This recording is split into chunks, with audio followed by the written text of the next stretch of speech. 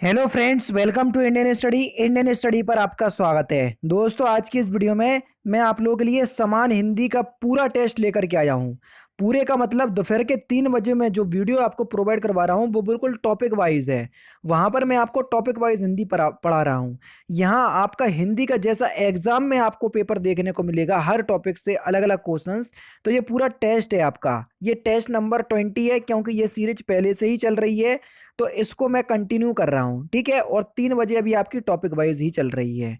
और सुबह के समय आपकी जीके की भी टेस्ट सीरीज जो है वो स्टार्ट होने वाली है, ठीक है। चलिए पहले क्वेश्चंस की तरफ बढ़ते हैं। पहला क्वेश्चन ये आपका कि वह काम बहुत ढंग से करते हैं, वाक्य का काल पहचानिए। इस वाक्य में कौन सा काल है, जल्दी बताइए। वह काम बहुत ढंग से करते हैं, इस वाक्य में कौन सा काल है? तो इस वाक्य में जो आपका सही आंसर हो जाएगा वह हो जाएगा सामान्य वर्तमान काल। पहला ऑप्शन यहाँ पर आपका बिल्कुल करेक्ट हो जाएगा। क्रिया का वह रूप जिससे क्रिया का वर्तमान में होना पाया जाता है वहां समान वर्तमान काल होता है, ठीक है। इस तरीके से आपको मैं पूरा एक्सप्लेनेशन भी देता हुआ चल रहा हूं, ठीक है। नेक्स्ट क्वेश्चन स्टार्ट करने से पहले मैं आपको बता दूं, दोस्तों मैं अनअकैडमी पर बिल्कुल फ्री क्लास ले रहा हूँ, फ्री स्पेशल क्लास ले रहा हूँ डेली सुबह 11 बजे। आगामी क्लास का लिंक मैं डिस्क्रिप्शन में प्रोवाइड करवा दूंगा। तो आप क्लास में एनरोल कर लीजिएगा और सुबह 11 बजे क्लास लाइव हो जाएगी। आराम से आकर के अपने हिंदी की तैयारी और बेहतर कीजिएगा, ठीक है ना। इसके लिए आपको कोई भी पैसा नहीं देने हैं। अगर आप ऐसे स्टूडेंट हैं जिन्होंने अनअकैडमी का लर्निंग ऐप अभी तक डाउनलोड नहीं किया तो आपको क्लास अनलॉक करना पड़ेगी। बस अनलॉक कोड की जगह अपने चैनल का नाम इंडियन स्टडी अप्लाई कीजिएगा तो क्लास आपकी अनलॉक हो जाएगी, ठीक है सर। नेक्स्ट क्वेश्चन की तरफ चलते हैं। अच्छा, आपकी जानकारी के लिए बता दूं कि उत्तर प्रदेश के अंतर्गत जितने भी आगामी एग्जाम हुए, भले ही चाहे यूपी एसआई हुआ, यूपी ट्रिपल एससी पीईटी हुआ, यूपी लेखपाल हुआ, जो भी आप उत्तर प्रदेश के आने वाले समय में एग्जाम दोगे उनसे रिलेटेड सारे कोर्स अनअकैडमी पर चलाए जा रहे हैं। यहाँ तक कि यूपी पीसीएस प्रीलिम्स बैच भी आपका चलाया जा रहा है। ये 16 मार्च से स्टार्ट भी हो चुका है। सबसे अच्छी बात अनअकैडमी की जो मुझे लगती है कि अगर आप कोई कैटेगरी के अंतर्गत कोर्स को परचेज करते हैं तो उस कैटेगरी के अंतर्गत जितने भी कोर्स चलाए जा रहे होते हैं उन सारे कोर्सेज को आप एक्सेस कर पाओगे। यानी कि एक ही सब्सक्रिप्शन के साथ सारे कोर्स को एक्सेस कर पाएंगे। आपको अलग अलग सब्सक्रिप्शन के लिए, अलग अलग कोर्स के लिए अलग अलग सब्सक्रिप्शन नहीं खरीदना, ठीक है ना। इस तरीके से ये बात बहुत अच्छी है। अगर आप कोई कोर्स को परचेस करना चाहते हैं तो डिस्क्रिप्शन में लिंक प्रोवाइड करवा दे रहा हूँ, तो वहां से आप उसको परचेस कर सकते हैं। और कोर्स को परचेस करने के दौरान रेफरल कोड की जगह अपने चैनल का नाम इंडियन स्टडी अप्लाई कीजिएगा तो सर 10% का डिस्काउंट इंस्टेंट आपको प्राप्त हो जाएगा। अब देख लेते हैं नेक्स्ट क्वेश्चन।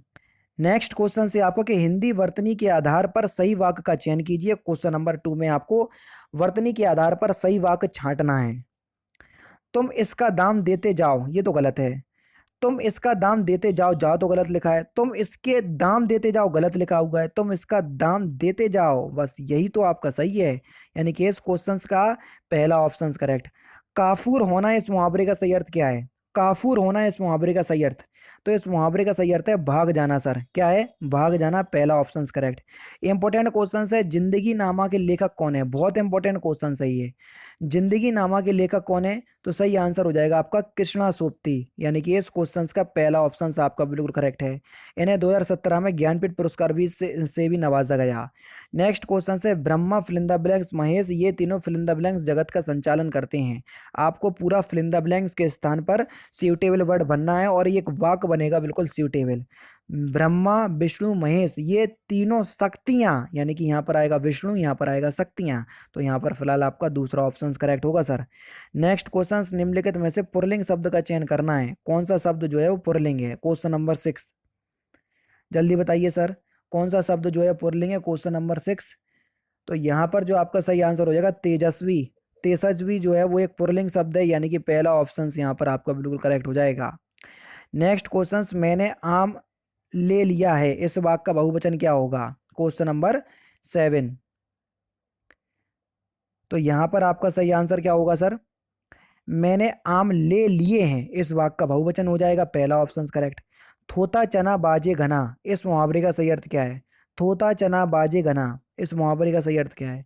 इस मुहावरे का सही अर्थ है दिखावा बहुत करना परंतु सार ना होना। तीसरा ऑप्शन सर करेक्ट हो जाएगा। दिए गए विकल्पों में से सही वाक्य का चयन कीजिए। Question number 9। क्वेश्चन नंबर 9, सही वाक्य आपको पहचानना है। तो देखो सही आंसर हो जाएगा परिवर्तन से ही विकास के चरण आगे बढ़ते हैं, दूसरा ऑप्शन करेक्ट। किंचित शब्द का आपको तद्भव बताना है। किंचित जो है वो एक तत्सम शब्द है, इसका तद्भव रूप बताना है। तद्भव क्या होगा? तो किंचित का तद्भव होगा कुछ, पहला ऑप्शन करेक्ट। नेक्स्ट है आपका कि काली घटा का घमंड घटा, इस पंक्ति में कौन सा अलंकार है? तो जहां एक शब्द की आवृत्ति एक से अधिक बार आती है लेकिन हर जगह अर्थ जो है वो अलग अलग होता है, वहां यमक अलंकार होता है सर, तीसरा ऑप्शन करेक्ट। निरंतर फिल इन द ब्लैंक्स करने से कामयाबी जरूर हासिल होती है, फिल इन द ब्लैंक्स को पूरा करना है। तो निरंतर प्रयास करने से कामयाबी जरूर हासिल होती है, चौथा ऑप्शन करेक्ट। अध्यापिकाएं इस शब्द के लिए के वचन के आधार पर निम्नलिखित में से सही संधि विच्छेद का चयन कीजिए। वचन के आधार पर करना है और संधि विच्छेद ये भी आप ध्यान रखना, ठीक है। यानी कि अध्यापक जो है इसका एक वचन होगा। जब अध्यापक अध्यापक से अध्यापकाएं बना है तो आपका वो वचन परिवर्तित हुआ है, तो वचन की दृष्टि से ही आपको इसका क्या करना है, संधि विच्छेद करना है। तो यहाँ पर सही आंसर हो जाएगा ऑप्शन नंबर बी, अध्यापिका प्लस ए, ठीक है, दूसरा ऑप्शन करेक्ट।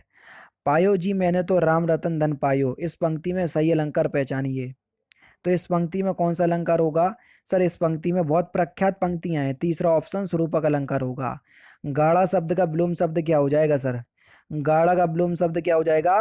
पतला, चौथा ऑप्शन करेक्ट। लोक में प्रचलित उक्ति जिसका मूल अर्थ बना रहता है और स्वतंत्र रूप से उसका प्रयोग भी किया जाता है, दिए गए विकल्पों में से सही उक्ति का चयन कीजिए। तो उसको हम क्या कहते हैं? तो उसको हम लोकोक्ति कहते हैं सर। क्या कहते हैं? लोकोक्ति। लोकोक्ति की परिभाषा आपको दी है, आपसे उसकी ये पूछा था कि उसको क्या कहते हैं, तो उसको हम लोकोक्ति कहते हैं। नेक्स्ट क्वेश्चन से आपका कि सियार का गुण स्वभाव फिल इन द ब्लैंक्स और फिल इन द ब्लैंक्स है, फिल इन द ब्लैंक्स के स्थान पर क्या आएगा? तो सियार का गुण स्वभाव धूर्तता और चालाक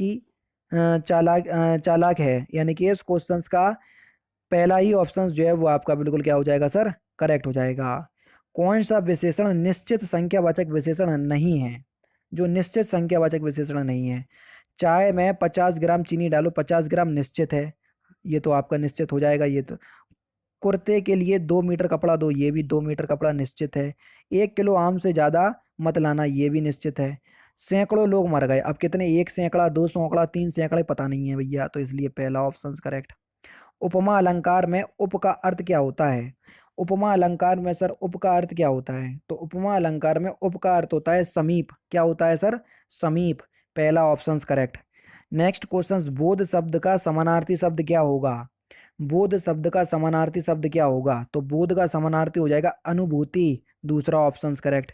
मुक्ति बोध के लिए जैनेन्द्र कुमार को किस पुरस्कार के लिए सम्मानित किया गया? मुक्ति बोध के लिए जैनेन्द्र कुमार को किस पुरस्कार के लिए सम्मानित किया गया? तो इसके लिए उन्हें कौन सा पुरस्कार मिला था? साहित्य अकादमी पुरस्कार, ठीक है ना। तो यानी कि दूसरा ऑप्शन करेक्ट हो जाएगा।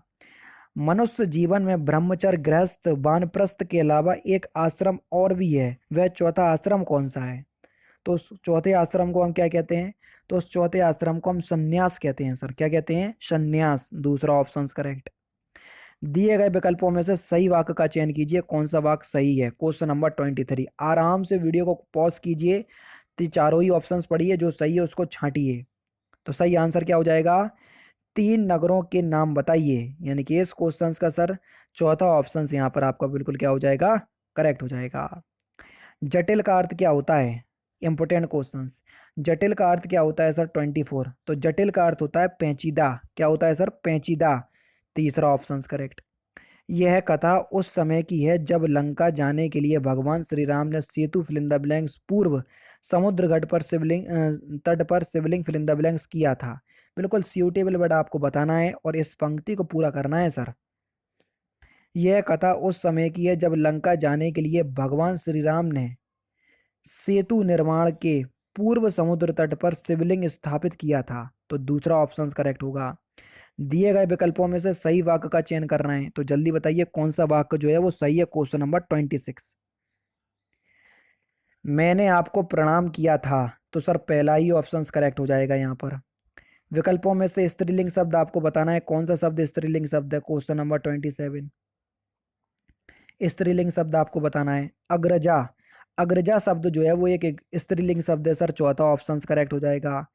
सुप्त का विरुद्धार्थी शब्द बताइए, यानी कि विलोम शब्द, सुप्त का विलोम शब्द। तो सुप्त का विरुद्धार्थी शब्द क्या हो जाएगा? जागृत, चौथा ऑप्शन करेक्ट। मिलजुल मन किसकी रचना है? मिलजुल मन ये किसकी रचना है? तो सर ये मृदुला गर्ग की रचना है, चौथा ऑप्शन करेक्ट। पुष्कर का अर्थ क्या होता है सर? पुष्कर का अर्थ क्या होता है? तो पुष्कर का अर्थ होता है सरोवर, यानी कि पुष्कर जो है ये सरोवर का पर्यायवाची है, ठीक है। किस वाक्य में प्राविशेषण नहीं है? प्राविशेषण जो विशेषणों की विशेषता बताते हैं उनको प्राविशेषण कहते हैं, जो संज्ञा सर्वनाम की विशेषता बताते हैं उनको विशेषण कहते हैं, और जिसकी विशेषता बताई जाती है उसको हम विशेष्य कहते हैं। ये तीनों ही मैंने आपको बता दिए सर। तो यहाँ पर देखो बच्चे समझदार हो गए हैं, यहाँ पर प्राविशेषण नहीं है। जैसे आजकल संतरे कुछ ज़्यादा खट्टे हैं, जो आपका खट्टे हो जाएगा, या विशेषण जो है वो खट्टे हो जाएगा कि संतरे जो है उनकी क्वालिटी है खट्टे हैं लेकिन कुछ ज़्यादा खट्टे हैं, तो ये विशेषण की विशेषता बता दे रहा है, इसलिए ये प्राविशेषण हो जाएगा ज़्यादा, ठीक है। पीपर पात सरस मंडोला, इस बात में या इस पंक्ति में पीपर पात उपमा अलंकार का कौन सा अंग है? उपमा अलंकार तो है लेकिन कौन सा अंग है उपमा अलंकार का? तो यहाँ पर उपमान है, चौथा ऑप्शन करेक्ट हो जाएगा। नेक्स्ट क्वेश्चन से आपका कि लाल पीला होना इस मुहावरे का सही अर्थ क्या है? क्वेश्चन नंबर 36, लाल पीला होना इस मुहावरे का सही अर्थ क्या है? तो इस मुहावरे का सही अर्थ हो जाएगा बहुत क्रोध करना, पहला ऑप्शन करेक्ट। झूठा सच के लेखक कौन है? झूठा सच के लेखक कौन है? तो सही आंसर हो जाएगा यशपाल, दूसरा ऑप्शन करेक्ट। दिए गए विकल्पों में से शुद्ध वाक्य का चयन करना है, कौन सा वाक्य शुद्ध है? Question number 38। तो सही आंसर हो जाएगा मोर के पंख सुंदर होते हैं, पहला ही ऑप्शन करेक्ट। नेक्स्ट और लास्ट क्वेश्चन, विज्ञान और प्रौद्योगिकी के क्षेत्र में भारत की प्राचीन काल की के फिल इन द ब्लैंक्स से लेकर इस शताब्दी में प्राप्त महान सफलताओं की एक लंबी फिल इन द ब्लैंक्स परंपरा रही है। सूटेबल वर्ड बताना है। विज्ञान और प्रौद्योगिकी के क्षेत्र में भारत की प्राचीन काल की उपलब्धियों से लेकर इस शताब्दी में महान सफलताओं की एक लंबी अनूठी और अनूठी परंपरा रही है, तो तीसरा ऑप्शन करेक्ट होगा। लास्ट क्वेश्चन से आपका कि रेहन पर रघु किस लेखक का उपन्यास है? रेहन पर रघु किस लेखक का उपन्यास है? तो सर इस क्वेश्चंस का आंसर आप मुझे कमेंट बॉक्स में बताएंगे। तो दोस्तों ये थे आपके 40 हिंदी के क्वेश्चंस जो कि मैंने आज की इस वीडियो में आपको कवर करवा दिए। वीडियो कैसी लगी तो मुझे कमेंट बॉक्स में बताइएगा, अच्छी लगी हो तो 500 लाइक तक जरूर पहुंचाइएगा सर। तो दोस्तों फिलहाल की वीडियो में सिर्फ इतना ही। अगर आपको वीडियो पसंद आए तो प्लीज़ दोस्तों वीडियो को लाइक कीजिए, शेयर कीजिए और साथ ही साथ हमारे चैनल को सब्सक्राइब करना ना भूलें, क्योंकि मैं रोजाना इसी तरह की वीडियोस आप लोगों के लिए लाता रहता हूँ। नमस्कार दोस्तों, जय हिंद, जय भारत।